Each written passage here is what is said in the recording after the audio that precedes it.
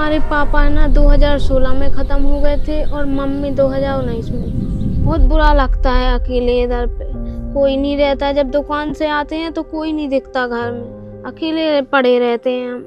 Mummy papa की बहुत याद आती है। और हमारे तो खाने का ही पता नहीं रहता था, तो हमें शादी का सोचें हम। कोई दिन तो लगता है जैसे मर जाएं। इस देश में हजारों बेटियां हैं जो पैदा तो हुई, लेकिन किस्मत ने उन्हें पिता का साया नहीं दिया। किसी के माँ बाप दोनों नहीं, किसी के पिता दिव्यांग, तो कोई बस इस चिंता में कि आज खाने का इंतजाम कैसे होगा। सब्जी तक के खरीदने के पैसे नहीं है मेरे पास। कई बार तो हम भूखे भी सोए घर पे, मिल गया तो खा लिया, नहीं तो कोई बात ही नहीं, भूखे सो गए, कोई साथ नहीं देता। पिता को सबसे ज्यादा दर्द तब होता है जब वो बेटी का पिता तो हो, लेकिन मजबूरी में पिता का फर्ज पूरा न कर पाए।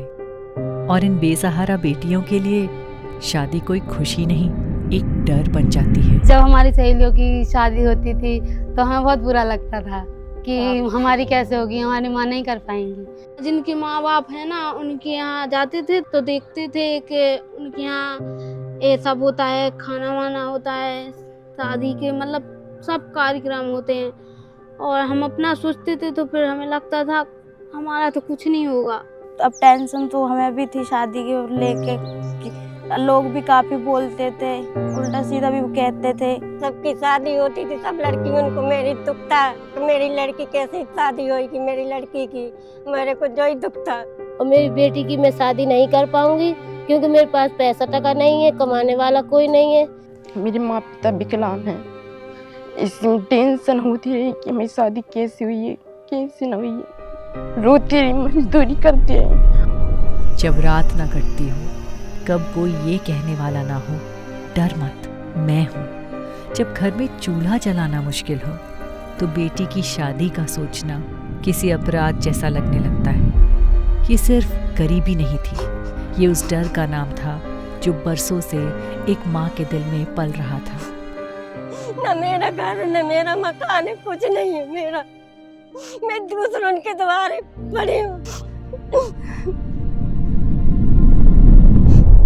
और तभी बागेश्वर धाम से लोग नहीं, परमात्मा के भेजे हुए दूत निकलते हैं, जो सिर्फ पूछताछ नहीं करते, महसूस करते हैं।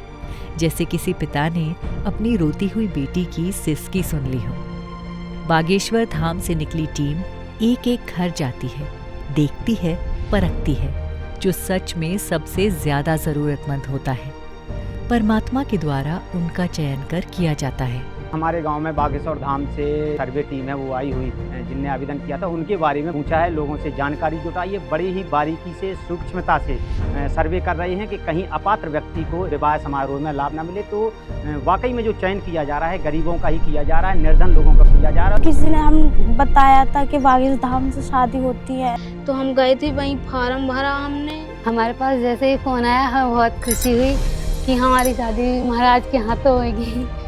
बागेश्वर महाराज ने हमारी सुन ली, 15 तारीख को हमारी लड़की का शादी होगी।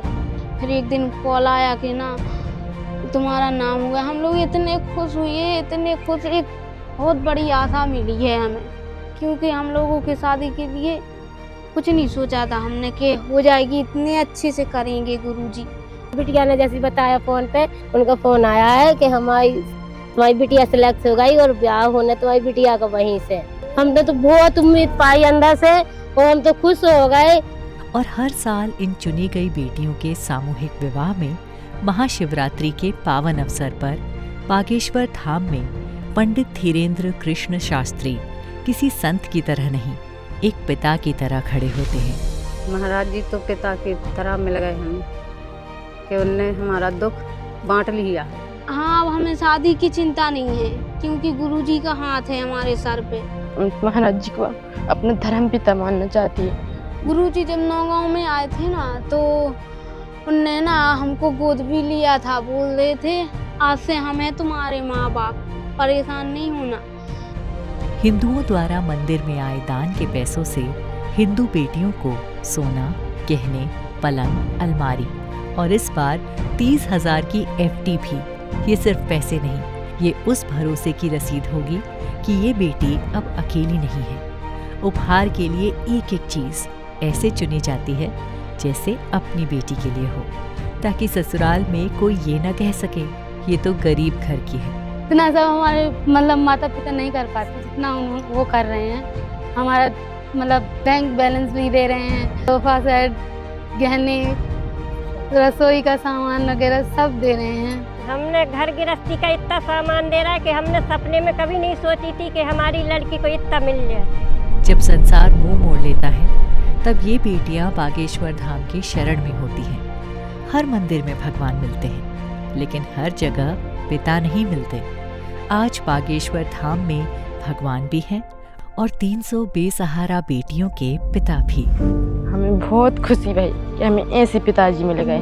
जैसे वो कर रहे हैं हर लड़की के लिए, गरीबों के लिए बहुत अच्छा कर रहे हैं। हमारे लिए तो बहुत ही ज़्यादा अच्छा कर रहे हैं। ऐसे पिता हर लड़की को मिले और बहुत धूमधाम से हमारी भी शादी होगी।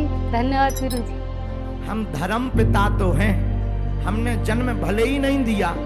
मेरी बेटियों, तुम्हें चिंता नहीं करना है। जब तक हमारे तन में प्राण रहेंगे तब तक तुम बिना माँ बाप के नहीं हो।